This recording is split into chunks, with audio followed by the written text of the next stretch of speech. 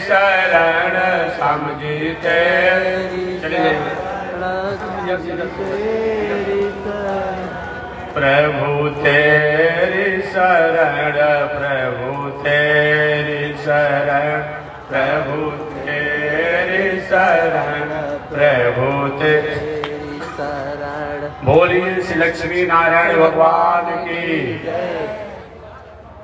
अनंताचार्य कृपया वेदांत द्वय पारगम रामकृष्णांग सद्भक्त विश्वक्सेन मुनिं भजे। कासायं यज्ञसूत्रं शुचिवपुषि तथा छोर्ध्वपुण्ड्रं च वाले। यस्यास्ते दक्षहस्ते कलिकुमति गिरीन्द्रेन्द्र वज्रं त्रिदण्डं। संसाराग्नि प्रशान्त्यै मृतजलममलं दारुपात्रं पवित्रं। श्रीविश्वक्सेनसूरिः पदकमलयुगं श्रेयसे संश्रयामि। लक्ष्मीनाथ समारम्भां नाथयामुनमध्यमाम् अस्मदाचार्यपर्यन्तां वन्दे गुरो परम्पराम्। वहीं बैठ जाओ बाबा। नारायणाय विद्महे वासुदेवाय धीमहि तन्नो विष्णुः प्रचोदयात्। महालक्ष्म्यै च विद्महे विष्णु पत्न्यै च धीमहि तन्नो लक्ष्मी प्रचोदयात्। तन्नो लक्ष्मी प्रचोदयात्। परमाराध्य जिन संत महात्मा बोला ये इसमें हो रहा। परमाराध्य श्री लक्ष्मी नारायण भगवान नित्य वंदनीय पूज्य गुरुदेव श्री त्रिदंडी स्वामी जी महाराज के जुगल चरणों में कोटिशः नमन।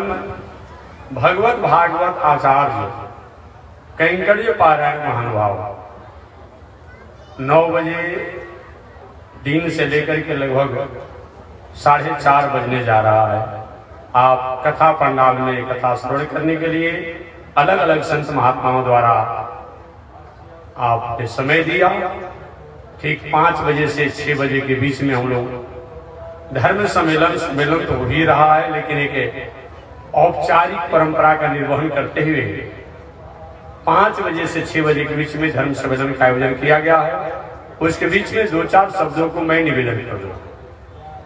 एक विषय अनुसार जो कथा परंपरा से मैं कहते चला रहा हूं, तो मैं निवेदन करना चाहता। प्रथम दिन मैंने निवेदन किया था, जीवन में धन भी हो जाए, जीवन में बल भी हो जाए, जीवन में पद भी हो जाए, जीवन में रूप वैभव ऐश्वर्य भी हो जाए, और इसका उपयोग अगर हम नहीं करते हैं तो वह धन, वह बल, वह पद, वह कहीं न कहीं अनर्थ कराने वाला होता है। भगवान श्री कृष्ण अपने परिवार के लोगों को अब आगे जगह छिपते हैं महात्मा, आगे बैठो ना, थोड़ा सा संतुलन बनाए।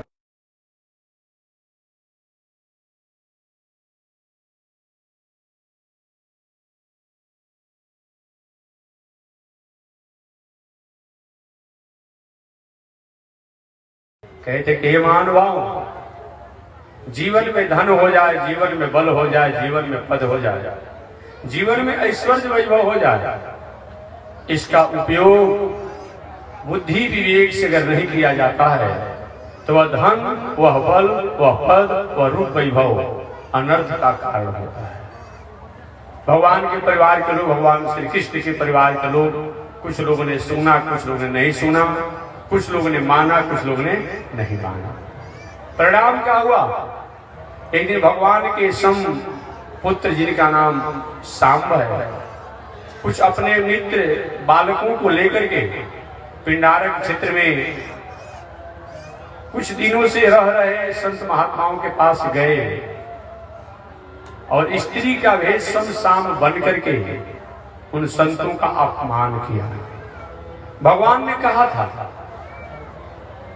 कि ब्रह्मा के ब्रह्मास्त्र से बचा जा सकता है, वरुण के वरुणास्त्र से बचा जा सकता है, इंद्र के इंद्रास्त्र अस्त्र से बचा जा सकता है, इंद्र के अस्त्र से बचा जा सकता है, परंतु संत महात्मा धर्म संस्कृति को अवहेलना करने वाला व्यक्ति को कोई बचा नहीं पाएगा।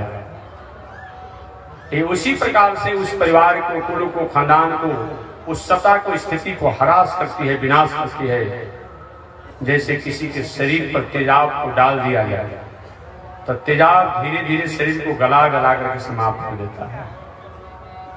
कभी भी संत महात्मा धर्म के प्रति अगर आपका नहीं आदर है, कोई बात नहीं, लेकिन संत महात्मा के अनादर की भावना आपने बना लिया तो वो संत महात्मा कुछ नहीं भी बोलेंगे, परंतु उसका परिणाम आपको भोगना पड़ेगा।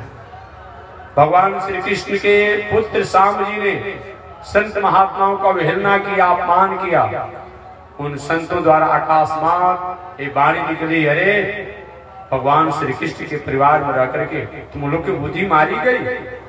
हम संत पूजा पाठ साधना करने वाले हैं और हमारा तुम अपमान कर रहे हो, तो जाओ मैं साथ देता हूँ।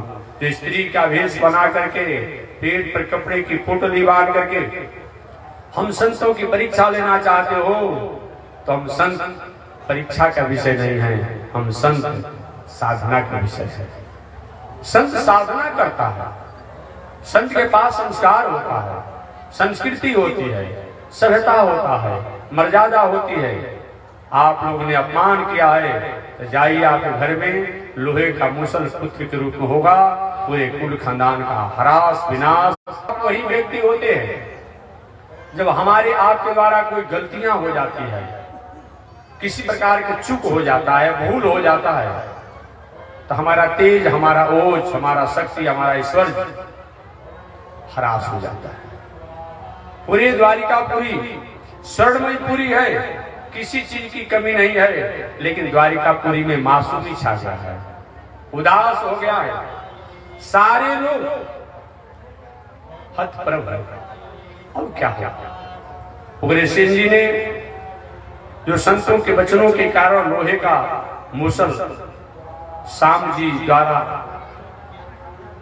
हुआ, उस मुसल को घींच करके समुद्र में फेंकवा दिया गया और शेष बचे हुए छोटा सा टुकड़ा मुसल का जो था वो भी समुद्र में फेंक दिया गया था, जिसको जरा नाम का, जिसको मछली ने अपना आहार समझकर निकल गई थी। उस मछली को जरा नाम के बहेलिया ने अपने जाल में फंसा कर लाया, मछली को अपने व्यवहार में ले लिया और मछली के पेट में लोहे का जो कण था उसको अपने बाण पर सजा कर द्वारिकापुरी की दिनचर्या चलने लगी। लोगों में उदासी है, किसी से किसी को बात करने की इच्छा नहीं हो रही है।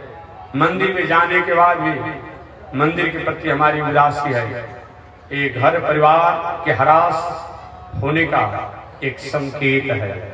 कहीं आप मंदिर में जाइए, मन उद्विग्न हो जाए, कोई पूजा पाठ करने लगी, मन उद्विग्न हो जाए, रास्ते में जा रहे हो, अचानक बार बार कुत्ता आपकी तरफ मुंह करके भौंकने लगे, रोने लगे, पशु पंछी आपकी तरफ मुंह करके रोने लगे, सियार सियारी आपके द्वार पर आकर के बार बार रोने लगे, भौंकने लगे, तो समझना चाहिए कुछ न कुछ हमें अशुभ और अमंगल का ये सूचना दे रहे हैं। पूरी द्वारिकापुरी में यही हुआ। एक दिन श्री नारद जी द्वारिकापुरी में आए, वसुदेव जी महाराज से उनकी मुलाकात हुई।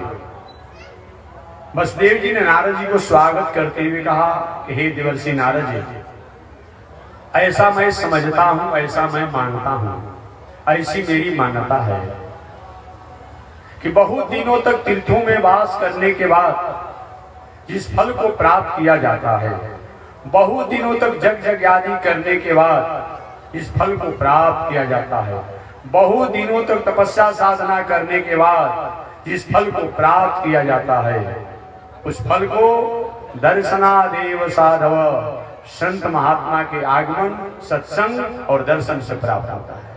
नहीं अमयान तीर्थाने न देवा मृथिलामया ते तुर पुनर्कालेन दर्शना देव साधव। आगे श्री वसुदेव जी ने नारद जी का अभिनंदन करते हुए कहा कि दर्शी नारद जी आपका स्वागत है। आप ये बताइए कि मानव धर्म क्या है? मानव धर्म किसे कहते हैं? जिस धर्म के द्वारा मानव मात्र को कर्म करने का अधिकार प्राप्त होता हो, चाहे स्त्री हो, पुरुष हो, बालक हो, वृद्ध हो, ब्राह्मण हो, क्षत्रिय हो, वैश्य हो, दास हो, देशी हो, परदेशी हो, विदेशी हो, विद्वान हो, ज्ञानी हो, नहीं पढ़ा हो, सबको अधिकार जो प्राप्त होता है और जिसको सभी को कर्म करने का अधिकार होता है वह मानव धर्म है। कुछ ऐसे धर्म हैं किसी को करना है, किसी को नहीं करना है। कुछ ऐसे धर्म हैं जो सबको करने के लिए बताया गया है। वह क्या है? उसका नाम है शरणागति। शरणागति प्रपत्ति एक ऐसा धर्म है जो कि सबको करने को अधिकार बताया गया है। देवर्षि नारद ने कहा कि हे वसुदेव जी, अपने कर्म और कर्म के व्यवहार और कर्म के फल, इन तीनों को परमात्मा के प्रति अर्पण कर दिया जाता है तो कर्म और कर्म के फल और कर्म के व्यवहार वो सभी पूजा हो जाते हैं, साधना हो जाते हैं, आराधना हो जाते हैं। महाराज ये भावना कैसे आएगी? श्री वसुदेव जी ने पूछा ये भावना कैसे आएगी? नारद ने कहा कायेन वाचा मनसेन्द्रियैर्वा बोध्यात्मना वा निश्चित स्वभावात् करोमि यद्यत् सकलं परस्मै नारायणाय ति समर्पयेत। कायेन वाचा, अपने शरीर द्वारा, अपने इंद्रियों द्वारा, अपने आत्मा द्वारा, अपने वाणी द्वारा, आत्मा के स्वभाव द्वारा जो कर्म किया जाए, कर्म और कर्म के फल, इन दोनों को परमात्मा के प्रति अर्पण कर दीजिए। यही मानव धर्म है। मानव धर्म में घर द्वार त्यागने को नहीं बताया गया है। मानव धर्म में अपने कर्म और कर्म के फल को परमात्मा को अर्पण करने को बताया गया है। छोटा बेटा है, नाती है, नटखट स्वभाव का है, कहीं पूजा पाठ नहीं होने देता है, बहुत चंचलता में है। क्या करिए? स्कूल समय से ले जाइए उसको, स्कूल से पुनः ले आइए। एक भगवान से ही प्रार्थना, प्रभु ये बहुत नटखट स्वभाव का है, ये आपका दिया हुआ गिफ्ट है, पुरस्कार है, आप कृपा कीजिए। आप स्कूल में ले गए नाती को पढ़ाने के लिए, बेटा को पढ़ाने के लिए, पौत्र को प्रपौत्र को पढ़ाने के लिए, लेकिन भगवान से उस कर्मों को आपने जोड़ लिया। प्रभु आपने आज्ञा दिया है, इस आज्ञा मान करके मैं इसको लाया हूँ स्कूल पर। आप ले जा रहे हैं नाती को स्कूल में, लेकिन आपका वह ले जाना ले आना भी साधना है। आप खेती करिए, अभी रबी फसल बोने का समय आ गया है, धान के फसल को काटने और दौने का समय आ गया है। आप खेती करिए, बढ़िया है, अच्छी प्रकार से खेती करिए, लेकिन खेती करते समय परमात्मा की याद बनी रहे। हो तो गए कन्याओं के, बालकों के विवाह शादी की व्यवस्था में लगी, भगवान को याद कर लीजिए। अपने कर्मों को भगवान से संबंध जोड़ करके और वो कर्म किया जाता है तो कर्म ही धर्म हो जाता है, वह कर्म ही साधना हो जाती है, वह कर्म ही आराधना हो जाती है, वह कर्म ही पूजा हो जाती है। वर्ग की वर्षित कर्म ही पूजा है, यही कर्म पूजा है। जिस कर्म में हम अपने कर्मों को परमात्मा से जोड़ देते हैं वही कर्म पूजा हो जाता है। इसी का नाम मानव धर्म है। मैं कभी कभी निवेदन करते रहता हूँ, शायद एक दिन प्रथम दिन मैंने निवेदन किया था। एक बार एक संत जा रहे थे, एक संत जा रहे थे, अचानक संत जी कुछ आगे बढ़े, एक मंदिर में मजदूरा काम कर रहे थे। महात्मा जी ने स्वभाव बस पूछा, बेटा क्या करते हो? तो मजदूरा जो काम कर रहा है, हे महात्मा आगे बढ़ो, तुम्हें दिखाई नहीं पड़ता मैं क्या करता हूँ? पेट का सवाल है कुछ तो क्या कर, आगे बढ़ो। महात्मा जी आगे बढ़े, अरे बेटा मैं तो तुमसे काम पूछा और तुम क्वेश्चन पूछा नहीं, नाराज क्यों हो रहे हो? बताओ, आगे बढ़ो। महात्मा जी आगे बढ़े, पुनः कुछ ही दूरी पर दूसरा मजदूरा काम कर रहा था। बेटा क्या करते हो? एक महात्मा जी परिवार का सवाल है, रोटी और कपड़ा का सवाल है, इसीलिए मैं मजदूरी कर रहा हूँ। ठीक ठीक, आगे बढ़े महात्मा जी। कुछ दूर आगे बढ़ने पर एक तीसरा मजदूरा काम कर रहा था। अरे बेटा क्या करते हो? कह के स्वामी जी भगवान ने हमारे ऊपर बहुत बड़ी कृपा किया है। मजदूरी तो मैं कहीं कर सकता था, मजदूरी में कहीं कर सकता था, लेकिन भगवान ने अपने सेवा में लगा दिया है। ऐसे तो मंदिर में जाने का समय मिलता नहीं है, सुबह से शाम तक मजदूरी करते रहते हैं, लेकिन भगवान ने अपने सेवा में लगा दिया है तो भगवान की सेवा भी हो जा रही है और सेवा के बदला में जो मजदूरी मिलता है परिवार का भरण पोषण हो जाता है। यही मानव धर्म है। तीनों मजदूरी ही कर रहे हैं। एक से पूछा गया कि जाओ पेट के सवाल है, काम कर आगे बढ़ो, और दूसरे ने कहा कि रोटी और कपड़ा के लिए मैं कर रहा हूँ, और तीसरे ने क्या कहा, भगवान ने बहुत बड़ी कृपा किया है जो अपनी सेवा में लगा लिया है।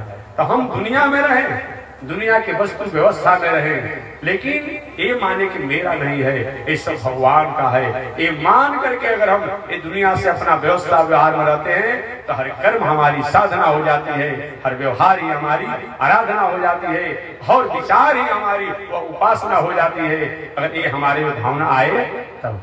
कायेन वाचा मनसेन्द्रियैर्वा बुद्ध्यात्मना वा नुसृत स्वभावात् करोमि यद्यत् सकलं परस्मै नारायणाय समर्पयेत्।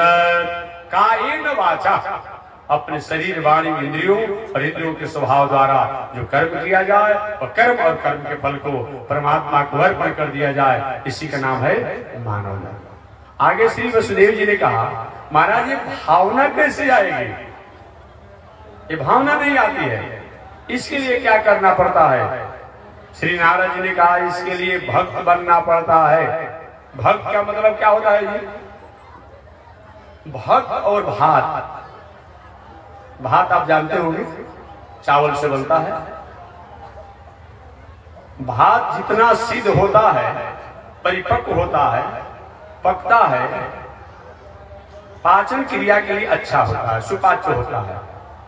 और भक्त भी कर्म तो करे लेकिन अपने में कर्तापन का अहंकार न होना, वही भक्त है। भक्त का ये मतलब नहीं मैंने महात्मा जी को बुलाया, मैंने जग किया, मैंने किया मैंने अमुक किया, तब आप भक्त हैं, लेकिन अभी अधपक्का भक्त है। चावल कच्चा कहीं रहेगा तो नुकसान पहुंचाएगा, पेट के लिए भी और स्वास्थ्य लाभ के लिए भी नुकसान पहुंचाएगा। वही भात जब परिपक्व हो जाता है, एक रोगी से रोगी और स्वस्थ व्यक्ति दोनों के लिए वो फायदा होता है। उसी प्रकार उसी का नाम भक्त है। हम कर्म तो करें, कार्य तो हम करें, लेकिन कभी ये अहंकार मत करें कि मैं ही करने वाला हूँ या मैं नहीं होता थोड़े महात्मा जी आ जाते। ये बात नहीं होना। ऐसा समझते हुए अर्थात अपने कर्म का कर्तापन के अभिमान को, अहंकार को त्याग करके अपने कर्म को परमात्मा में समर्पण कर देना, ये भक्त है। करते हो कन्हैया मेरा नाम हो रहा है, प्रभु आपकी कृपा से सब काम हो रहा है। वो कर रहे हैं तब तो हम कर रहे हैं, अब वहीं से कहीं स्विच दबा देंगे तब हम यहाँ बैठेंगे, कथा कहेंगे कि शमशान पर हमें जाना पड़ेगा। इसीलिए वो कराते हैं तभी हम करते हैं। ये मान करके करने वाले भक्त होते हैं, वो फर्स्ट क्लास के भक्त होते हैं, जो कि धन होने के बाद भी, बल होने के बाद भी, पद होने के बाद भी कभी इसका अहंकार और अभिमान नहीं होता है। देखने से पता नहीं चलता है कि इतना बड़ा आदमी है, उनके कर्मों से कहीं पता चले कितना बड़ा आदमी है, बाकी उनको देखने से पता न चले, वही भक्त है। और वैसा जब तक नहीं होते हैं तब तक से कर्म और कर्म के फल को हम अर्पण नहीं कर पाते हैं। एक बार इसे ही आत्मज्ञान कहा जाता है। सामान्य भाषा में लोग कहते हैं आत्मज्ञान। आजकल का आत्मज्ञान क्या हो गया है? सुबह 4 बजे जाएगा, सांस खींचेगा, छोड़ेगा, खींचेगा, छोड़ेगा, अजमेर टेलीविजन को बंद किया, अब अंडा खाएगा। ये कौन सा आत्मज्ञान है भाई?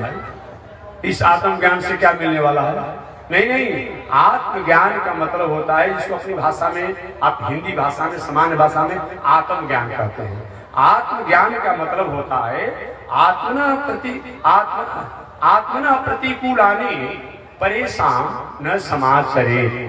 ये आत्मज्ञान। हमारे अंगुली को कोई काट देता है, कट जाता है तो होता है, कष्ट होता है, तो जीव जंतुओं के, पशुओं के मूड़ी को काटिए मत। उसका तड़पन जो है आप पर कहीं न कहीं प्रभावी होगा, आपके लोगों को प्रभावी होगा। ये आत्मज्ञान है। आत्मन प्रतिकूलानि परेशान न समाचरे। वह आचरण, वह व्यवहार, वह कर्म जो आपके लिए प्रतिकूल हो, आपके लिए कष्टकारक हो, आपके लिए अपमानजनक हो, परेशान, वो दूसरे के साथ व्यवहार न करे, इसका नाम क्या है? आत्मज्ञान। यही आत्मज्ञान है। इन्हीं के मंदिर में जाकर तो खूब पूजा करते हैं, उसको कहते महाराज जी नवरात्र करते हैं, दोनों करते हैं, शिवरात्रि कोई छोड़ते नहीं है, छठ भी दोनों कर लेते हैं, और उसके बाद क्या करते हैं? झूम बराबर झूम शराबी। यही मतलब है। दोनों में से के काम करिए ना, या तो उधर रहिए या तो इधर रहिए, ऐसा नहीं चलेगा। आत्मज्ञान का मतलब कि बुरी आदत सुधार लो, बस हो गया भजन, मन की तरंग मार लो, बस हो गया भजन। हमारे जीवन में कोई खामियां हो, त्रुटियां हो, दोष हो, बुराइयां हो, उसको त्यागिए और अच्छे आचरण जीवन में जो आपने संकल्पित रूप में ले लिया वो हमेशा हमेशा हमारे जीवन के आचरण में होते रहे। यह आत्मज्ञान है। ये जब तक नहीं हो पाएगा, सब कुछ करने के बाद भी हमारा जीवन अधूरा है, इसका कोई मतलब नहीं है। उपनिषद की कथा सुनाकर वाणी को विराम दे दूंगा। एक बार एक राजा के मन में भावना हुई कि हमें चंद मिनट में, अल्प समय में हमें आत्मज्ञान प्राप्त करना था, और जो हमें आत्मज्ञान प्राप्त करा देगा उसको मैं आधा राज दे दूंगा।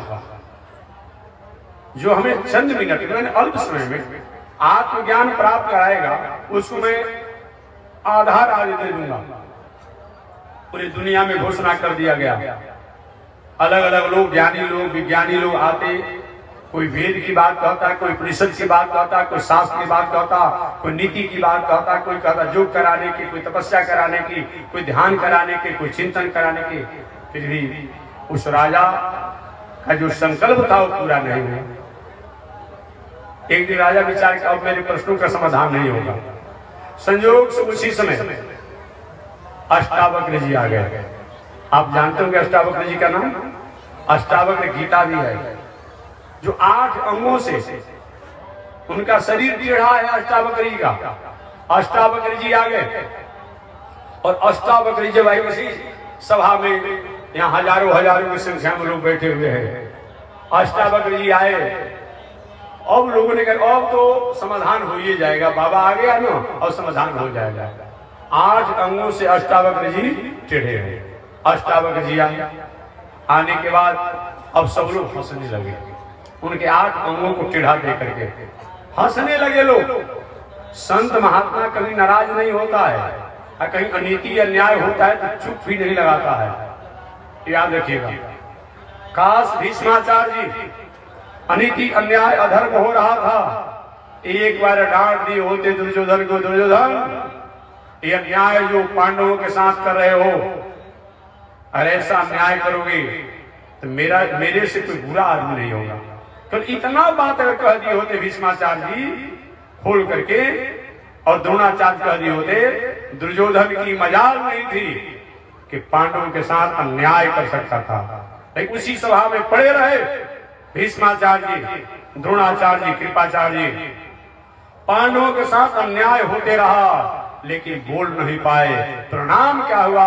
वह नैष्ठिक ब्रह्मचारी भीष्माचार्य जो 121 जन्मों तक उनके जीवन में कोई अस्मिता नहीं, लेकिन अन्याय और अत्याचार होते हुए देखा, कुछ बोला नहीं, जो कि 58 दिनों तक बाण सैया पर बिना जल के, बिना अन्न के पड़े रहे। कहीं संत महात्मा नाराज नहीं होता है, कहीं अन्याय अत्याचार होता है वहां चुप भी नहीं लगाना चाहिए, अन्यथा जो अन्याय अत्याचार होता है उसका फल जो है उस पर पड़ता है। अष्टावक्र जी नाराज हो गए। विदेहराज जनक, मैं तो समझता था कि तुम ज्ञानी हो, यहाँ ज्ञानियों को बुलाया होगा, विज्ञानियों को बुलाया होगा, विद्वानों को बुलाया होगा, लेकिन आज मैं समझ गया कि तुम मूर्ख आदमी हो और सारे मूर्खों को बुलाया। अब तो सभी लोग अरे एक झोंक में इन्होंने सभी को मूर्ख कह दिया।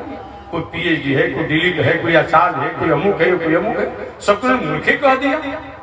अब सब लोग चुप लगा गए। कुछ देरों के बाद अष्टावक्र ने कहा, प्रभु बहुत नाराज न होया जाए, आप हमको कह देते कोई बात नहीं, ऐसे बहुत लोगों को मैंने आग्रह करके बुलाया है और आपने सबको मूर्ख ही कह दिया। अष्टावक्र मूर्ख नहीं है तो क्या है लोग, मूर्ख नहीं है तो क्या है लोग। मेरे ये बाहर के शरीर के अंगों को टेढ़ा दे करके इन लोगों ने हंस दिया। अगर ज्ञानी होते तो हमारे भीतर क्या ज्ञान है इस पर विचार करते ना। लेकिन हमारे भीतर के ज्ञानों को इन्होंने परखा नहीं, विचार नहीं किया और हमारे बाहरी शरीर को देखकर इन्होंने हंस दिया। तो मैंने कहा कि चाँद का परीक्षक है, अतः मूर्ख है। महाराज मैं सबके तरफ से मैं क्षमा चाहता हूँ, विदेहराज ने क्षमा मांगा। अष्टावक्र से बताओ तुमने सभा का आयोजन क्यों किया है?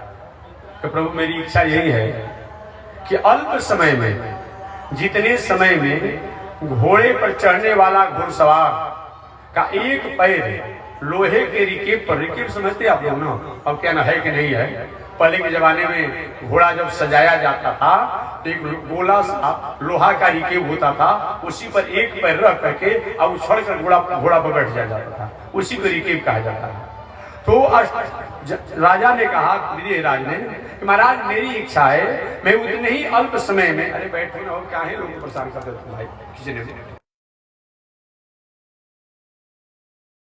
लोगों को बैठ उनको परेशान कर देता है, इधर शांति से बैठो, इधर मत बैठो। जितना घोड़े पर बैठने में समय लगता है उतने ही समय में हमें आत्मज्ञान चाहिए, अल्प समय में। ठीक है, अष्टावक्र के सही बताओ, किसी से कुछ लिया जाता है तो कुछ दिया जाता है। दो प्रकार की परंपराएं चलती है। आप खेत में बिया, खाद और श्रम पहले लगाते हैं तो बाद में फसल होता है। पेट्रोल पंप पर कभी कभी आप पैसा देकर भी तेल ले लेते हैं और कभी कभी तेल लेने के बाद भी पैसा देते हैं। किराना सामान लेना हो कभी पैसा देकर लेते हैं, कभी लेकर लेते हैं, दोनों परंपरा चलती है। अष्टावक्र के बताओ, बिना दिए तुम कुछ लेना चाहते हो? बिना दिए कुछ लिया चाहते हो तुम? पहले कुछ दो और तब उसके बाद लेने की बात करोगे आत्मज्ञान की बात। सोचे कि हो सकता है मैंने आधार घोषणा किया है कि आधार आज दे देंगे गुरु जी, और आप हमें आत्मज्ञान दे देंगे तो पूरा पूरा के राज दे देंगे हम। अष्टावक्र महामूर्ख है भाई, हम तो समझता था कि तुम मूर्ख, लेकिन महामूर्ख हो। तुमने क्या कहा? मैं अपना पूरा राज दे दूंगा। इस राज में तुम्हारा क्या है? आत्मज्ञान काय से मैं निवेदन कर रहा हूं, इस राज में तुम्हारा क्या है?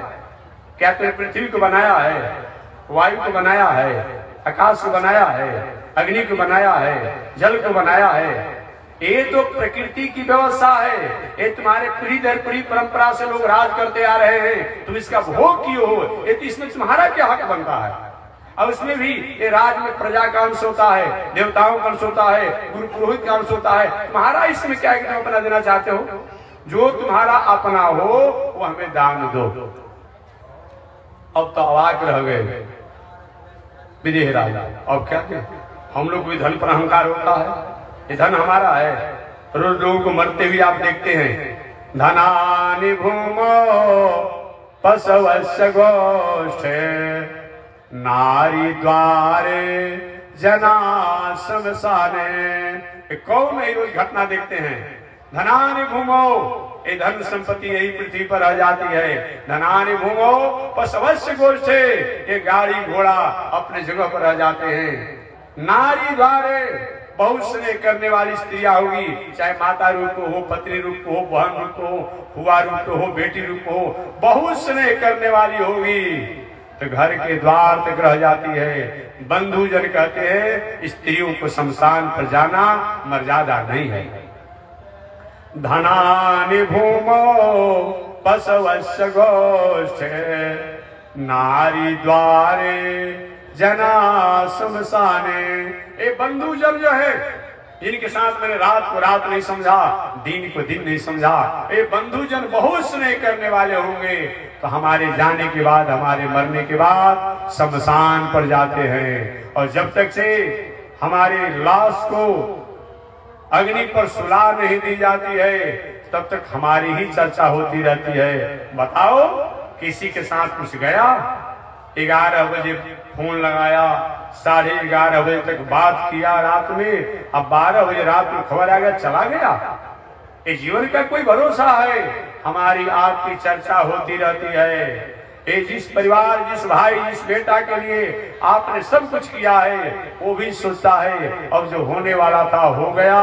वो क्या करता है, मुंह में अग्नि दे करके 5 परिक्रमा करके, या किसी को जमीन में गाड़ना है तो गाड़ने का संस्कार करके, या किसी को जल में डुबाना है, फेंकना है, वो संस्कार करके वो भी कहता है जो होने वाला हो गया, अब जल्दी सबको लेकर चलना है क्योंकि भाड़ा पर 10 लोग गाड़ी करके लाए हैं, अगर देर हो जाएगी तो 2 दिन का भाड़ा देना पड़ेगा। कोई व्यक्ति साथ नहीं जाता है। धनानि भूमौ पशवस्य गोष्ठे नारी द्वारे जना श्मशाने, लेकिन एक चीज जो है वो हमारे साथ रहता है और साथ जाता है। क्या है? धर्मानुगच्छति जीव एक लोका। हमारी नैतिकता, हमारी मौलिकता, हमारा संस्कार, हमारी सभ्यता, हमारा कर्म, हमारा आचरण जो है हमारे साथ रहता है। हमारी कीर्ति हमारे साथ रहती है। हम भले ही चले जाते हैं लेकिन हमारा जस का जो है गठरी यही रहता है। अगर हमने कोई गलती काम किया है तो हमारा अपजस का गठरी जो है यही रहता है, और हमने अच्छा काम किया है तो जस का गठरी साथे भी जाता है, और अगर हमने गलती काम किया है अपजस का गठरी साथे भी जाता है। यही जो है वो हमारे साथ रहता है और बाकी कोई चीज रहता नहीं है। कौन किसके साथ जाता है? अष्टावक्र का विनयराज, ये तुम्हारा जो चीज हो हमको दान दो। ये क्या दे रहे हैं? ये धन संपत्ति में तुम्हारा क्या है? और हम लोग कभी धन पर पहले अहंकार होता है, महाराज जी ठीक है, जो धन से आपको संतोष नहीं है मैं अपना तन दे रहा हूं। एक और महामूर्ख जैसा बात करता है। अरे इस तन में तुम्हारा क्या है भाई? क्षिति जल पाव के गगन समीरा, पंच रचिते अधम शरीरा, ये पंचायती वस्तु है और पंचायती धर्मशाला। कोई दान दे दे ये मतलब होता है? इसमें क्या है? पृथ्वी का अंश है, अग्नि का अंश है, जल का अंश है, अष्टावक्र, इसमें तुम्हारा क्या है जो तुम दान देना चाहते हो? जो तुम्हारा अपना वस्तु हो उनको दान दो। जनक जी महाराज, मेरे बस की बात नहीं है, अब आप मांगिए क्या मांग रहे हैं। अष्टावक्र में जो मांगना तुम दोगे, हाँ महाराज मैं दूंगा, मांगिए। विदेहराज श्री सुनो, तुम्हारा क्या प्रतिज्ञा है? तुम्हारा मेरी प्रतिज्ञा है कि मुझे उतने ही अल्प समय में ज्ञान चाहिए जितना समय घोड़ा पर सवारी करने वाला घोड़सवार का एक पैर इके पर हो और एक पैर पीठी पर बैठने में जितना समय लगता है उतने समय में ज्ञान चाहिए। अष्टावक्र ठीक है, घोड़ा मंगाओ। घोड़ा मांगा गया, सजाया गया, और एक पैर को विदेहराज रिकीब पर रखे और एक पैर उछलकर बैठना चाहते थे। अष्टावक्र ने कहा तुम अपना मन बुद्धि चित विचार हमारे को दान दे दो। अब तो अवाक रह गए, वैसे के वैसे पैर उठे रह गया। यहीं पर आप लोग बैठे हैं ना, अचानक कहीं मन आपका दूसरे से चला जाए तो कथा क्या महात्मा जी को बुझेबे नहीं करेगा। बैठे यहाँ पर शरीर से, कान यहाँ है, आंख यहाँ है, लेकिन कहीं मन चल जाए तो क्या सुने बता नहीं चलता है। वही विदेहराज कहे अष्टावक्र जी अपना मन दे दो, लेकिन हम लोग क्या करते हैं? धन देते हैं, तन देते हैं, वस्तु देते हैं। यही आत्मज्ञान है। इस ज्ञान के द्वारा अपना दिल, अपना दिमाग, अपना मन, अपना बुद्धि, अपना विचार, अपना रहन, अपना सहन, अपना उठन, अपना बैठन जो हमारा भटका हुआ हो उसको संयमित करके और सत्पथ पर लगा देना, यही आत्मज्ञान है। और ऐसा आत्मज्ञान हो जा रहा है तब इस संसार में रहते हुए घर गृहस्थी, खेती बाड़ी, नौकरी, परिवार, पत्नी, बाल बच्चों के साथ रह करके भी हम वही शांति को प्राप्त करते हैं। इस शांति को प्राप्त करने के लिए बड़े बड़े साधक बहुत बड़ी साधना करके प्राप्त करते हैं। यही आत्मज्ञान है। तो हमारे नारद जी महाराज ने विदेहराज, हमारे नारद जी ने श्री वसुदेव जी को यही उपदेश दिया। आगे वसुदेव जी पूछा प्रभु ये भावना हमारे में कैसे आएगी? नारे के जब तक भक्त नहीं बनोगे तब तक भावना नहीं आएगी। महाराज भक्त बनने के लिए करना क्या पड़ता है? नारे के इसके लिए भक्ति करनी पड़ती है। तो भक्ति की व्याख्या कल मैं व्याख्या करूंगा। आज इसी के साथ मैं वाणी को विराम दे रहा हूँ। एक बार भगवान का नाम ले। अब बहुत अल्प समय में संत महात्मा पीठाधीश्वर जो आए उनके द्वारा एक एक मिनट 2-2 मिनट हम लोग धर्म पर उनकी आत्म प्रबोध को श्रवण करेंगे और ठीक 5:30 बजे तक 5:45 के बीच में हम लोग अपने कार्यक्रम को समेट लेंगे और 6 बजे सायंकाल से लेकर के 10 बजे रात्रि के बीच की ठंडा का समय चल रहा है, 10 बजे रात्रि के बीच में भजन संध्या का आयोजन किया गया है। तो भजन संध्या का भी आयोजन जो भजन सुनाने के लिए शायद कुछ लोग आ भी गए हैं और आ भी रहे हैं। आपको अंतर्राष्ट्रीय भोजपुरी भजन सम्राट श्री भरत शर्मा व्यास जी भी लगभग आने ही वाले हैं। श्री विष्णु ओझा जी शायद आ गए हैं और विनय जी और जो लोग हैं आपके सामने आ जाएंगे। तो सबके द्वारा आप 6 बजे 2-4-10 मिनट आगे पीछे हो सकता है, जब तैयारी करना होता है ना, तो 6 बजे से 10 बजे रात्रि के बीच 7 भी बज सकता है। 1 घंटा के बीच में विश्राम आपको दिया जाएगा। तो लगभग 7 बजे से 10 बजे रात्रि तक के बीच में भजन संध्या का आयोजन किया जाएगा। समय निकलने पर आप सभी लोग भजन संध्या में भी 7 बजे रात्रि से लेकर के 10 बजे रात्रि के बीच अंतर्राष्ट्रीय राष्ट्रीय भोजपुरी भजन सम्राट श्री विष्णु ओझा जी, भरत शर्मा व्यास जी द्वारा आप भजन श्रवण करेंगे। तो चलिए अल्प समय में संत महात्माओं द्वारा जो उद्बोध है उसको हम अल्प समय निवेदन करते हैं। बोलिए श्री लक्ष्मी नारायण भगवान के।